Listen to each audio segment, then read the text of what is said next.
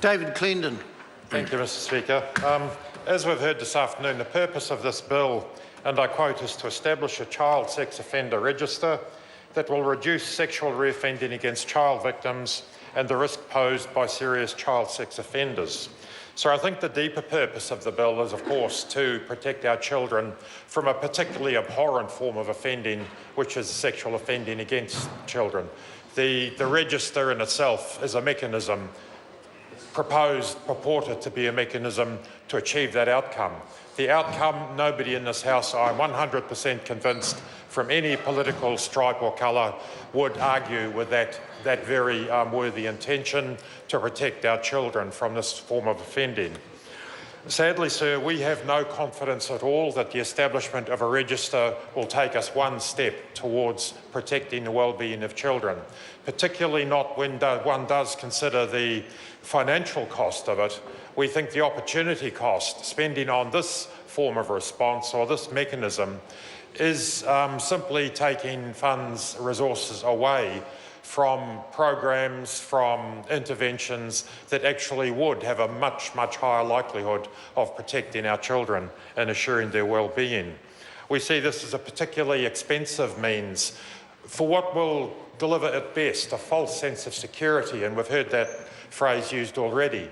Members of the public might believe, and in good faith, that having a list of names will somehow protect or prevent this form of offending. Sadly, sir, there's no good, compelling international evidence to that effect. The sense of security, the false sense of security I refer to, too often people assume that children are attacked or offended against by somebody unknown to them. And the very sad truth is that most sexual offending is done by people who are known to that child, which makes it all the more offensive, obviously. Nevertheless, it is true that this is a sort of form of offending that's often concealed under the guise of family or friendship. The whole stranger danger concern, while not entirely discredited by any means, is certainly to be downplayed. That is not the trouble. That is not typically the source of the offending. So we see this register, as I've said, of being a particularly costly way, particularly in an environment. I think Jacinda Ardern, in her very useful contribution, mentioned the circles of support and accountability, which is a means of ensuring that when people are released from a custodial sentence, that there is a group of people who share responsibility for looking after that person in the sense of keeping them out of situations where they might offend, for doing some monitoring of them, for encouraging them into positive behaviours. While at the same time we're about to invest, or spend, I'd call it, rather than invest, close to $150 million over 10 years, some $15 million a year. One very good community entity delivering a program of COSA, of circles of support and accountability, have stopped delivering that program for want of about $25,000. And that's most unfortunate. 25 grand against 14.6 million a year. For a program, the COSA programs, again, as Ms Ardern said, with an extremely high, unusually high rate of success in reducing reoffending. Where are our priorities? We believe that that money could be much better spent elsewhere than in creating this register, which in itself is going to achieve very little. The Bill of Rights Act assessment, the Section 9 critique from the Attorney-General that the Minister referred to, did say the Attorney-General's position was that the bill as originally drafted did compromise Section 9 to the extent that the punishment was disproportionate. The fact that a person could find themselves on this register for life with no means of appeal or review to be taken from that register. That's particularly so when you consider the level of intervention into a person's life. It's extraordinarily intrusive. There will be very little privacy for people who are on this register, to the extent even if they choose to spend a night or two away from home, they're obliged to give advance notice of that, to say where they're going, who will be in that house, the presence or not of children particularly. The fact that their online, their digital world or footprint will be entirely available to authorities.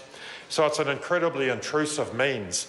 The so-called compromise, or the way of meeting the Attorney-General's concern, was this right of appeal after 15 years. And on the face of it, that seems not unreasonable, except that after 15 years, there's no obligation on the Crown or corrections or parole or whoever to prove that person is a risk.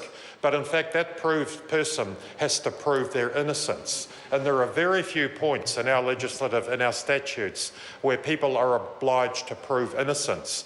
How does one prove that you're not going to offend tomorrow?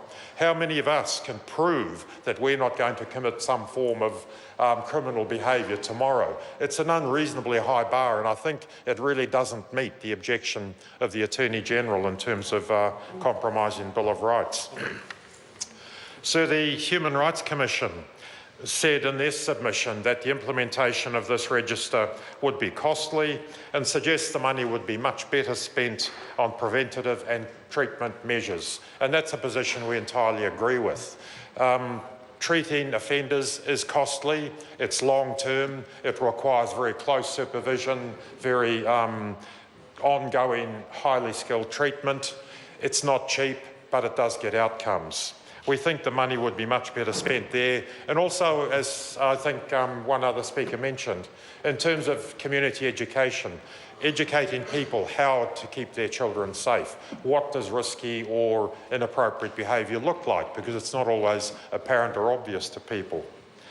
So the Law Society equally come out with expressing serious concerns, in fact opposition to the bill as it was drafted, on the grounds that they didn't see particular likelihood of it succeeding, and proposed we consider a much more appropriate response, which is to give judges and the parole board the authority or the right to put individuals on a register if it's deemed that those individuals do present a significant risk and that risk is likely to be ongoing.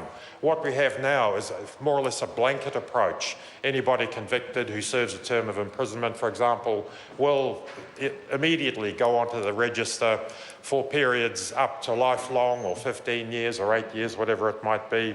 We think the Law Society came up with a much more workable and a much more appropriate level to say, yes, we know that some people are going to continue to be a high risk. Let's put those very few individuals on a register and continue to monitor them. We've heard some extraordinary claims from some organisations I won't bother to name that sex offenders cannot be rehabilitated. That is patently wrong. There is a small minority who do not respond to treatment and will continue to be risk factors over their lifetime, but there are also many more instances where that sort of behaviour can be changed, where people can be removed from that sort of behaviour and can become trusted citizens again. So finally, I'd say that the notion, we support Labor's intervention in terms of the name of the bill. It does nail it down very clearly that this is intended to be a register that will only be shared within and between government departments. Our confidence in the likelihood of that information remaining secret, actually, is very, very low when one considers that the agencies currently who will have access to that information include police and corrections, who both have a culture of securing information as well as people. We also have the Ministry of Social Development, who sadly do not have a great history of protecting private information. We have the Housing New Zealand Corporation.